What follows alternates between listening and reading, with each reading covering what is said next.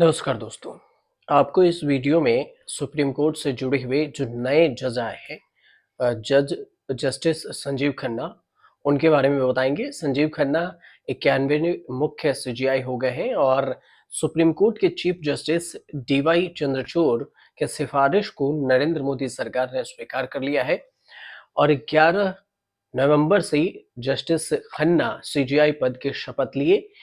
लेकिन इंदिरा गांधी सरकार में हुआ एक ऐतिहासिक अन्याय की भरपाई भी हो जाएगी।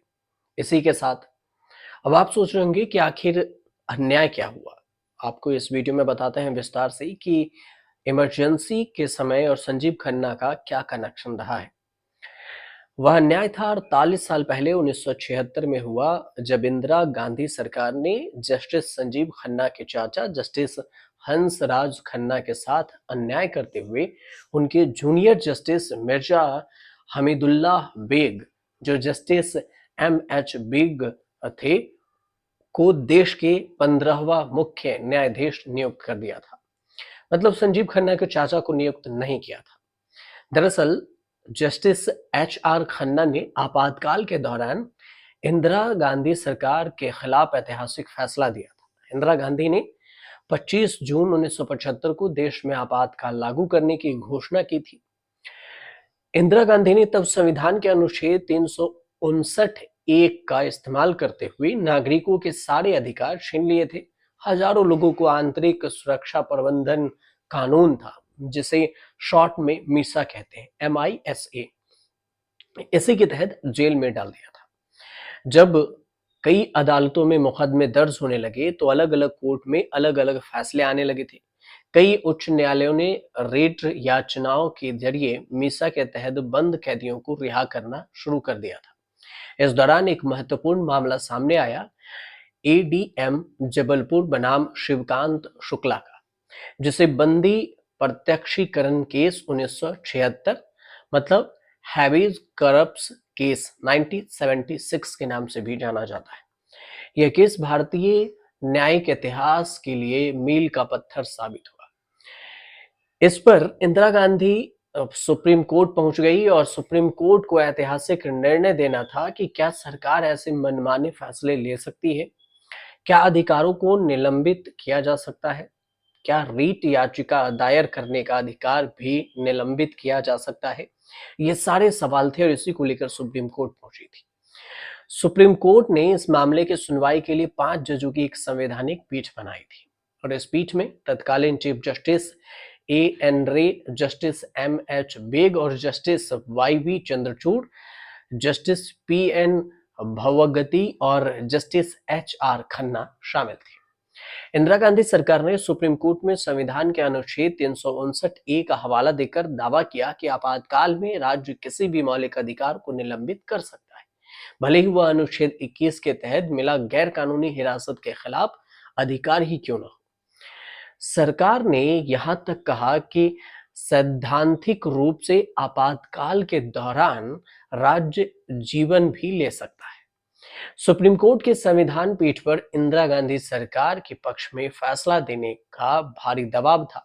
5 में से 4 जजों ने मान लिया कि सरकार किसी भी मौलिक अधिकार को निलंबित कर सकती है और लोग सवाल नहीं उठा सकते।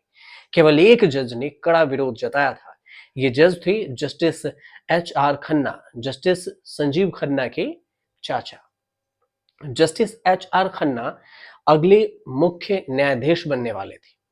आर्थर सिद्धार्थ इलेचियन ने सोशल मीडिया एक्स पर अपने एक पोस्ट में बताया कि बंदी प्रत्यक्षीकरण मामले में अपना फैसला सुनाने से पहले H.R. खन्ना ने अपनी बहन को लिखा था कि इस पत्र में उन्होंने लिखा था, जस्टिस खन्ना ने लिखा था कि मैंने अपना फैसला तैयार कर लिया है, जिसकी कीमत मुझे भारत के मुख्य न्यायाधीश पद से चुकानी पड़ेगी।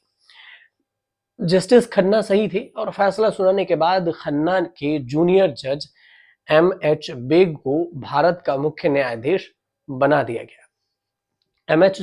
बेग ने न केवल हैबियस कॉर्पस मामले में सरकार का साथ दिया था, बल्कि उन्होंने ये कहकर भी हद पार कर दी कि राज्य मां की तरह बंदियों की देखभाल कर रहा है। बेग को मुख्य न्यायाधीश नियुक्त किए जाने के बाद जस्टिस एच.आर. खन्ना ने इस्तीफा दे दिया और हैबियस कॉर्पस मामले में उन्होंने कड़ी चेतावनी दी थी कि लोगों के सबसे महत्वपूर्ण मौलिक अधिकारों और स्वतंत्रता पर सरकार का पक्ष लेना गलत है।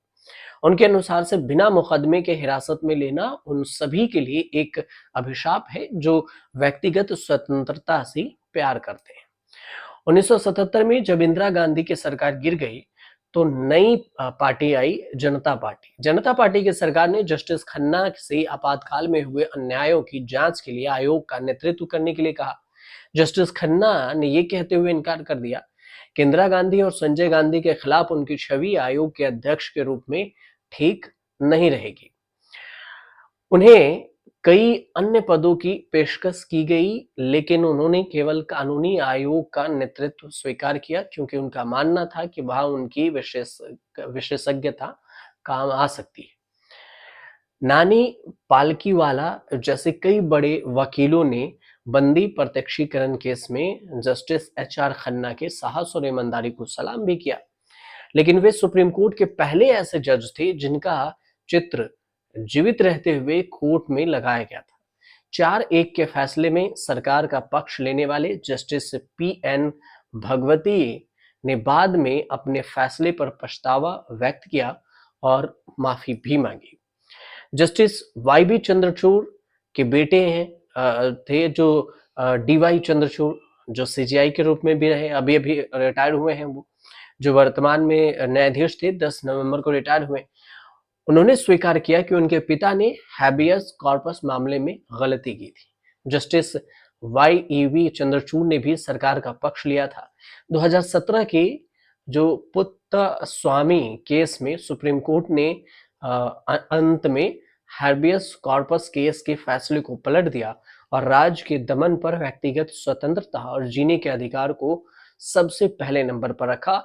एक ऐतिहासिक अन्याय को पलटने में 41 साल लग गए और इस प्रकार से सुप्रीम में कोर्ट में जो मुख्य न्यायाधीश का पद है, जिसके हकदार जस्टिस एच.आर. खन्ना 48 साल पहले थे, अब उनके भतीजे जस्टिस संजीव खन्ना अब बने हैं।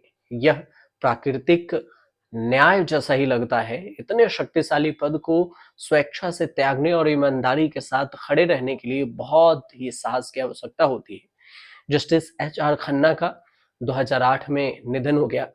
Justice HR. खन्ना के भाई और जस्टिस संजीव खन्ना के पिता justice Devraj Khanna Delhi high court के जज भी रह चुके हैं। अब उनके भतीजे जो संजीव खन्ना है, वो अब सुप्रीम कोर्ट के अगले जज बने।